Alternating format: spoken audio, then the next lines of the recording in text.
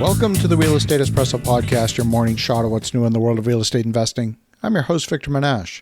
On today's show, we're talking about the rising risk of defaults in the U.S. residential real estate market. There is a real estate data company called ATTOM. That's spelled like it sounds, but with two T's, ATTOM. They're based in Irvine, California. They specialize in correlating data from numerous sources to create a data set that is uniquely useful in ways that raw data might be more difficult to use. Well, they just issued a new report on distressed properties in the U.S., and they've highlighted which counties in the U.S. have the highest risks of default and foreclosures. This risk report shows which counties are at highest risk. The report shows that New Jersey, Illinois, and some inland counties in California are home to 30 out of the top 50 counties in the U.S. most vulnerable to potential declines. 8 of those counties are in the Chicago area, 6 are near New York City, and 10 are sprinkled through northern, central, and southern California. Elsewhere, the rest of the top 50 are scattered mainly along the East Coast and a few in the Midwest. They include 3 in the Cleveland, Ohio area, some in Philadelphia, and 2 out of Delaware's 3 counties. At the other end of the risk spectrum, the South had the highest concentration of markets considered the least vulnerable to falling house markets. One of the metrics being tracked by ATTOM are the numbers of underwater loans. Now, we haven't heard the term underwater loan in a long time. They were rampant in the wake of the great financial crisis of 2008.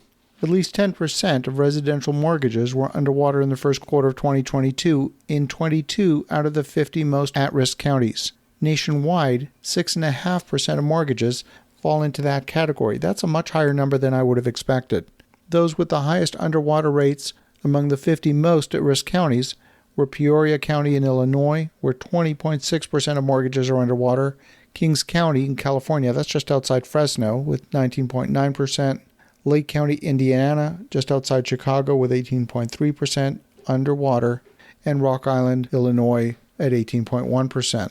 These counties that are most at risk have higher levels of unaffordable housing, they've got underwater mortgages, they've got foreclosures, and unemployment.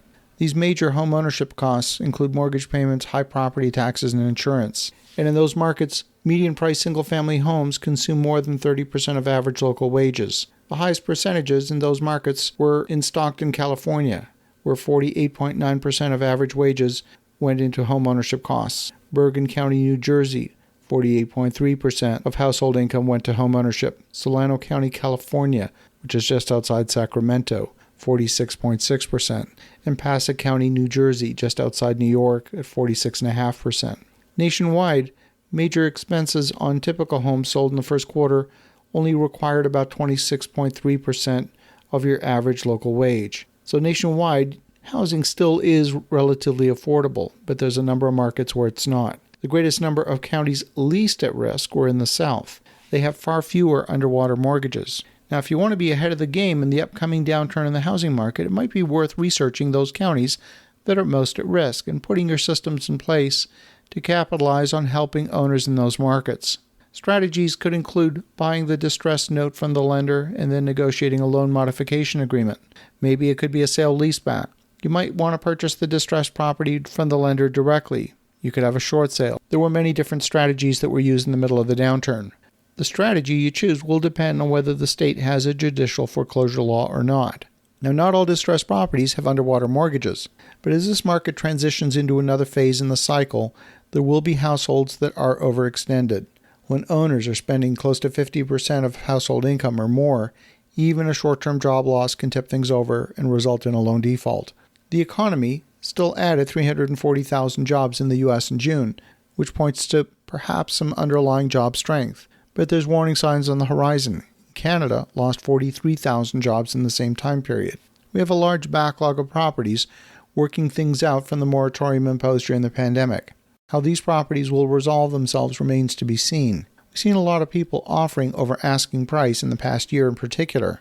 How many of these purchases were well above market? It's a little too early to tell, but it doesn't take a lot of reduction in market value for borrowers to be technically underwater. Most loan agreements require the borrower to maintain a minimum equity ratio, and if that ratio is not met, then the borrower might be asked to bring additional cash to the table in order to bring the loan back into good standing.